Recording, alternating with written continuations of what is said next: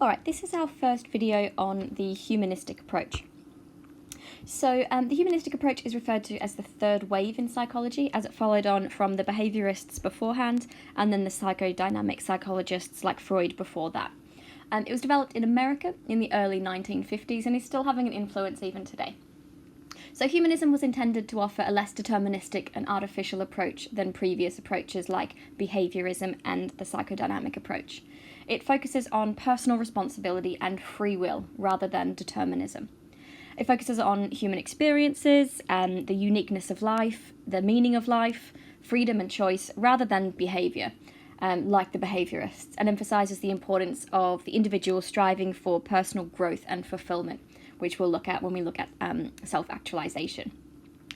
So because it was interested in studying human experience rather than behaviour, you'll see that the humanistic psychologists are more concerned with research methods that capture that human experience rather than any experimentation.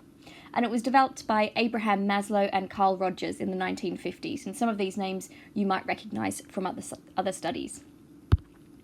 Alright, so the key assumptions of the humanistic approach. I'm not going to read through all of these because this video is only going to be focused on the idea that we have free will over our behaviour and the idea that each person seeks to grow psychologically and achieve self-actualisation by progressing up Maslow's hierarchy of needs.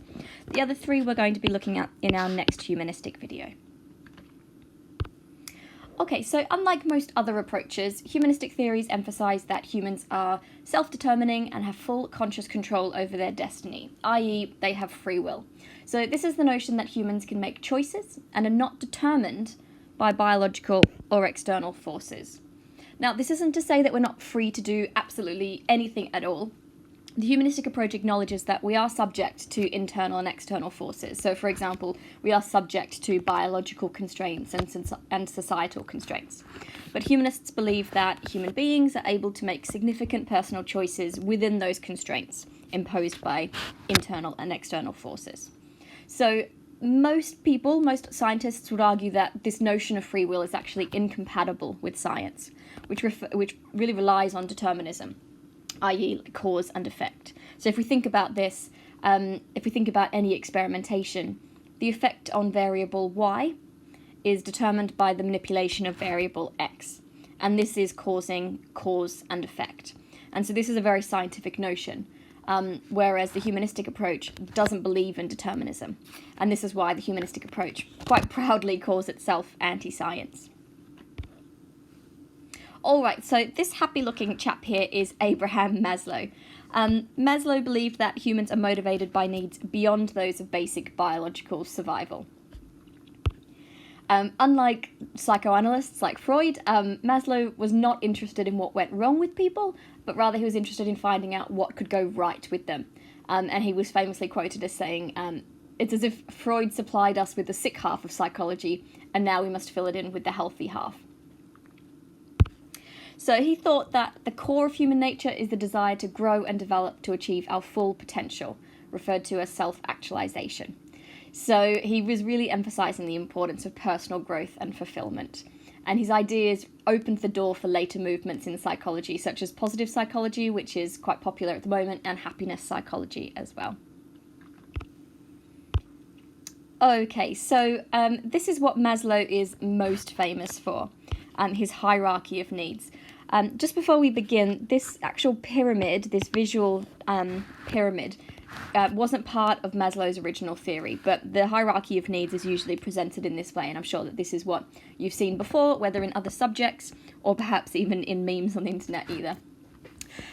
Okay, so this hierarchy of needs, constructed by Maslow, it ranges from basic human needs at the bottom to more advanced human needs at the top.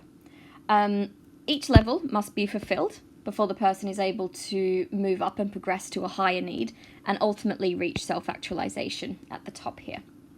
And the more basic the need, the more powerfully it is experienced and the more difficult it is to ignore. So let's have a look at this hierarchy of needs here. It's important that you come up with some sort of acronym to help remember the order of these needs, come up with some sort of saying. The more ridiculous and quirky and funny, usually the better, the more likely it is to transfer and be stored and be able to be retrieved from your long-term memory. So at the bottom here, we've got physiological needs. These are associated most closely with just basic survival.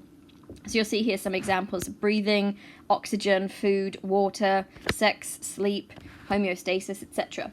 So unless these needs are fulfilled, there's no way that we're going to be able to progress to feeling safety needs. These, if we're without oxygen or food or water, then we can't think about anything else. And so we experience these needs most strongly, and they're the most difficult to ignore.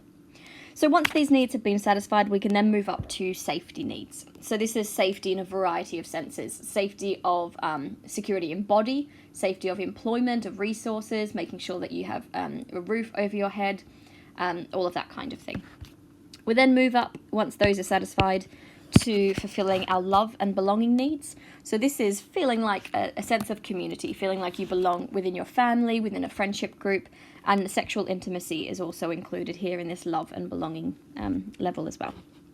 So once they are satisfied, we can then start looking inwards at ourselves and look at our esteem needs. So this is feeling confident in oneself, feeling like you respect yourself and feeling like you are respected by others as well.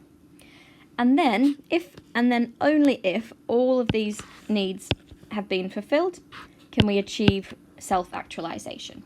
We're going to look at this a little bit more in the next slide, but these are some ways that we might experience self-actualization, but it is different for everybody.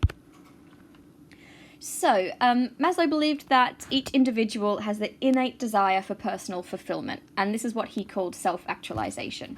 So he believed that when we're not scrambling to fill in the deficiencies like physiological needs like food and our love needs and our esteem needs, we can pursue growth for growth's sake, and we can become our best, most creative, most actualized selves. And this is what he referred to as self-actualization. So there's lots of modern definitions of self-actualization, but I think it can be best summarized as simply becoming all that we are capable of, being our best selves.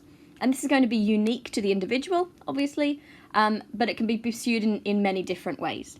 So Maslow spent a lot of time gathering lots of information about individuals who had attained self-actualization, and he found that they had all shared particular characteristics.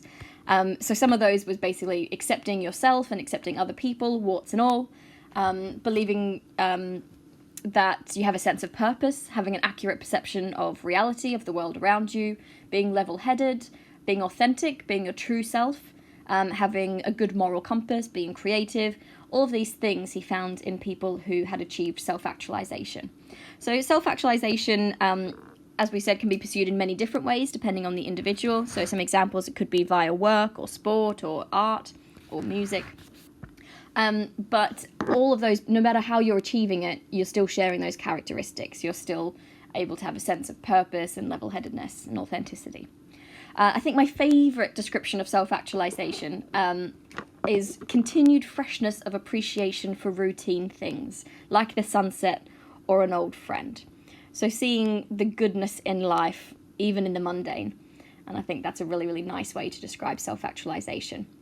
It's very rare that people achieve self-actualization, but it is what we should all be striving for. But we can only achieve this when all of our other needs have been met. So that's Maslow and free will in this video. In the next video, we're going to be looking at Roger's ideas of the self and the focus on counselling psychology.